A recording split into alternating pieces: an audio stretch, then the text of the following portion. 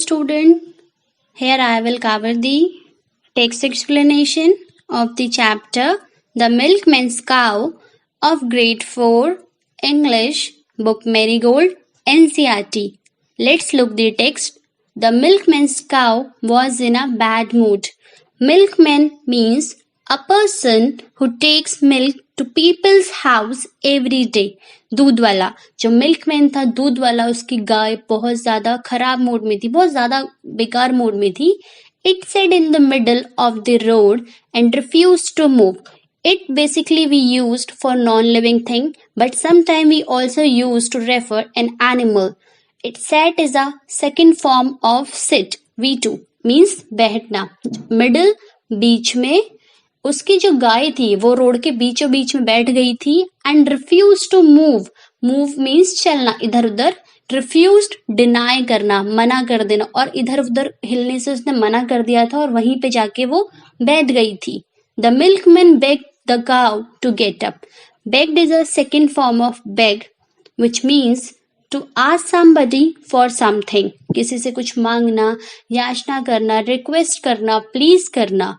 जो मिल्कमैन थी उसने अपने काऊ को बोला कि उठो करके समथिंग. उसे कितना ही भी उसने कोशिश करी पर वो नहीं उठी. The children are waiting for their milk to help them grow strong. क्योंकि जो बच्चे थे छोटे छोटे वो मिल्क का वेट कर रहे थे जिससे वो स्ट्रॉन्ग होते, ग्रो करते. Please get up he plead. Plead मतलब होता है बहुत ज्यादा रिक्वेस्ट करना, बहुत ज्यादा. प्लीज गेट अप उसने काऊ को बोला कि प्लीज उठ जाओ. He pulled and tugged and prayed. Tugged is a second form of V2. Tug which means to pull something hard and quick. किसी भी वस्तु या किसी भी चीज को एकदम से खींचना, झटके से खींचना. Tugged, pulled, again V2 short form of pull. It's a V2 form. To use force to move something or somebody towards you. अपनी तरफ को किसी को खींचने को pull कहते हैं. Prayed, प्रार्थना करना. Again the second form of pray. उसने उसे खींचा, बहुत जोर से, झटके से खींचा, अपनी तरफ को खींचा और उससे काफी ज्यादा प्रे भी करी. But the cow wasn't going anywhere that day. लेकिन जो गाय थी वो कहीं भी नहीं जाने वाली थी उस दिन. Along came a policeman, his buttons and buckles gleaming bright. थोड़ी देर में ही एक पुलिस वाला वहां पे आया और उसके जो बटन्स थे, उसके जो बकल्स थे वो काफी ज्यादा चमक रहे थे, उसके स्टार्स वगैरह सब. Hump, he said, twirling his long mustache. Hump means sound निकालना, एक सरप्राइजिंग वाला, डिवोटिंग साउंड देना. That he said twirling his long mustache. twirling होता है टर्न अराउंड. mustache मूछे, अपनी मूछों को हिलाते हुए. I will show you how to do it right. अब मैं तुम्हें बताऊंगा कि कैसे इसको सही करा जाता है, कैसे ये चीजें सही होती है. The policeman and the milkman pulled and tugged and prayed. जो पुलिस वाला था अब वो भी मिल्कमैन के साथ मिलके उसे उठा रहा था, उसे खींच रहा था, अपनी तरफ झटके से खींच रहा था. But the cow wasn't going anywhere that day. लेकिन जो गाय थी वो टस की मस नहीं हुई, वो वैसे की वैसी वहीं पे रही. Along came a grocer with a bag of potatoes and peas. थोड़ी देर में grocer आया. Grocer, a person who has a shop that sell food and other things at the home. थोड़ी देर में ग्रोसर आया जिसके हाथ में एक आलू का बैग था और कुछ पीस थे, मटर थे. He said, उसने कहा, I will move this cow with the greatest of ease. Ease मतलब होता है बहुत आसानी से, a lack of difficulties, बहुत easily. मैं इस गाय को थोड़ी ही देर में आराम से हटा सकता हूँ. The grocer, the policeman, the milkman pulled and tugged and prayed. अब तीनों ही उस रस्सी को खींचने लग गए उस गाय को वहां से हटाने के लिए. But the cow wasn't going anywhere that day. लेकिन जो गाय थी वो कहीं भी नहीं जाने वाली थी.